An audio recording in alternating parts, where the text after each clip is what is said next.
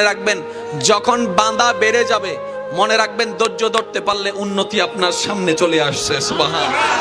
যতই বদনামের শিকার হবেন, যতই আপনার দুর্নামের শিকার হবেন, যতই আপনার গীবতের শিকার হবেন, যতই হিংসার শিকার হবেন, শ্রদ্ধার সাথে সবাইকে বলে যাচ্ছি, প্রত্যেকটা নবীকে আল্লাহ যে পাঠিয়েছেন নির্দিষ্ট দায়িত্ব দিয়েছেন। এই দায়িত্বের আবার একটা নির্দিষ্ট এরিয়া ছিল। যেমন আদম নবীকে দায়িত্ব দিয়েছেন ব্রাহ্মণবাড়িয়ার জন্য, মুসা নবীকে দায়িত্ব দিয়েছেন সিলেটের জন্য, ঈসা নবীকে দায়িত্ব দিয়েছেন চট্টগ্রামের জন্য, দাউদ নবীকে দায়িত্ব দিয়েছেন নোয়াখালীর জন্য, ইসহাক নবীকে দায়িত্ব দিয়েছেন রাজশাহীর জন্য। এক একটা সেক্টরে আদম নবীর দায়িত্ব পড়েছে ব্রাহ্মণবাড়িয়া। ব্রাহ্মণবাড়িয়ার বাইরে কেউ যদি ইসলাম ধর্ম গ্রহণ না করে সেটা আদম নবীর দায়িত্বে নাই। জোরে বলেন না। এবার বলেন, প্রত্যেকটা নবীকে আল্লাহ এরিয়ে দিয়েছেন কত? বিশ্বের সামনে ছোট ছোট, বিশ্বের সামনে। এবার সারা বিশ্বের সামনে ব্রাহ্মণবাড়িয়াকে চিন্তা করেন, সারা বিশ্বের মানচিত্রে যদি আপনি চট্টগ্রাম চিন্তা করেন, একদম ছোট। কিন্তু আল্লাহ পাক ওনাদেরকে হায়াত দিয়েছেন, সময় দিয়েছেন বেশি। আদম নবীকে দিলেন 1000 বছর। সুবহানাল্লাহ। জায়গা কম, এরিয়া কম, দায়িত্ব কম, সীমানা কম, সময় দিয়েছেন। নূহ আলাইহিস সালামকে জায়গা দিয়েছেন কম, সময় দিয়েছেন বেশি। মূসা আলাইহিস সালামকে জায়গা দিয়েছেন কম, সময় দিয়েছেন বেশি। হযরত ইউসুফ আলাইহিস সালামকে জায়গা দিয়েছেন কম, সময় দিয়েছেন বেশি। এবার আমাদের নবীর বেলায় যখন আসলো, সুবহানাল্লাহ সুবহানাল্লাহ, নবী রাহমাতুল লিল আলামিন বলে, আল্লাহ সবার এরিয়া তো বুঝাই দিছো, আমার এরিয়া দুজাহান, সারা পৃথিবী, সারা জাহান। বলেন সারা জাহান, সারা জাহান কয় আল্লাহ বলে হ্যাঁ।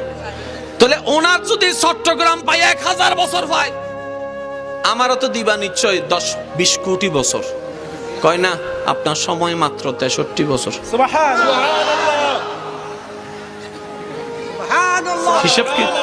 হিসাব কি মিললো? জোর কর, হিসাব কি মিললো? ওনাদেরকে দিছে জায়গা ছোট, হায়াত বেশি, 1000 বছর। মুখে আটার কথা নিয়ে কত বছর এরিয়া দিছে 70। আমাদের নবীকে আল্লাহ বলতেছে আপনার এরিয়া পুরাটা, আসমানেও, জমিনেও, জান্নাতেও, লৌহ কলমেও, সিদরাতুল মুনতাহা, সব জায়গায় আপনার দায়িত্ব। তা আল্লাহ আমার টাইম 63 বছর।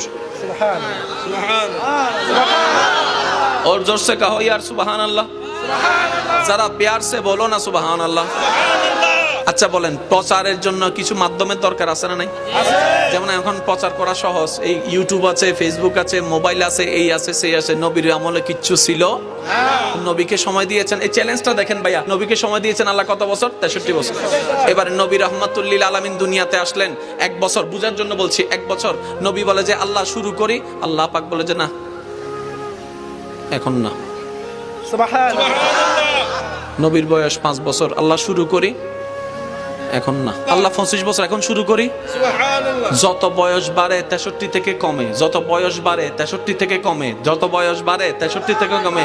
এবার নবীজির বয়স, আপনার আমার নবীর বয়স যখন 35, নবী বলে আল্লাহ শুরু করি। সুবহানাল্লাহ। আল্লাহ 63 থেকে তো 35 শেষ, অল্প বাকি আছে, অল্প বাকি আছে, অল্প। এত বড় এরিয়া। রব বলেন আপনি টেনশন করেন না, আমি আছি তো আপনার, কেন এত টেনশন? হাই হাই হাই, আরেকটু জোরে।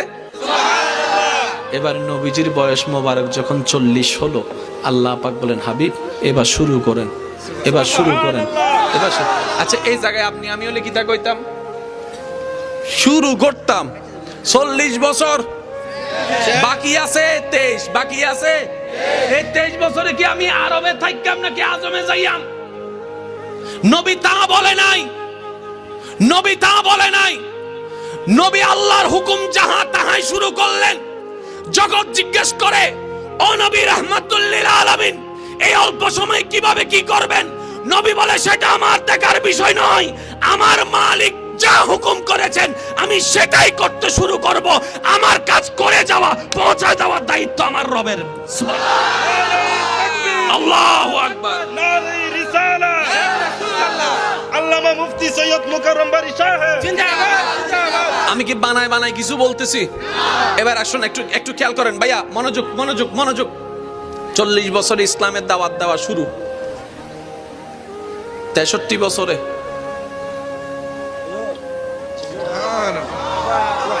সুবহানাল্লাহ সুবহানাল্লাহ।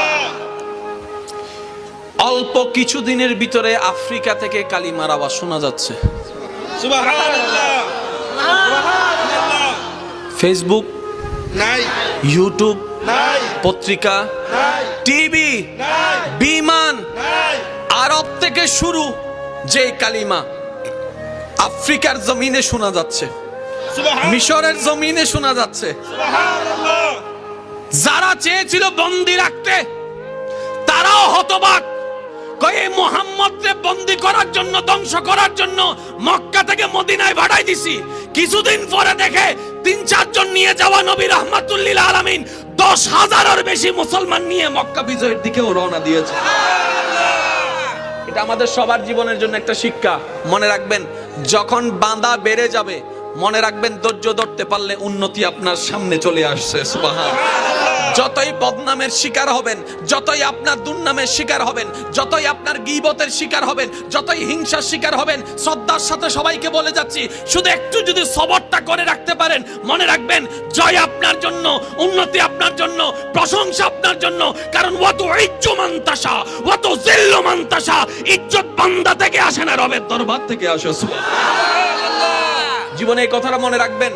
আমরা সব সময় নিজের বিবেক খাটাই বলে ধরা খেয়ে যাই, যদি আল্লাহর রহমত খাটাই সবাই জিততে বাধ্য হয়ে যাব। এখানে অনেক আছে, আমার কথা কি কষ্ট নেবেন না। 1 ইঞ্চি জায়গা বাঁচানোর জন্য মামলা দিছে, এরকম অনেকেই আছে। এই মামলা চালাইতে চালাইতে 10 কানি জায়গার টাকা। আরো জোরে বলেন, আরো জোরে বলেন।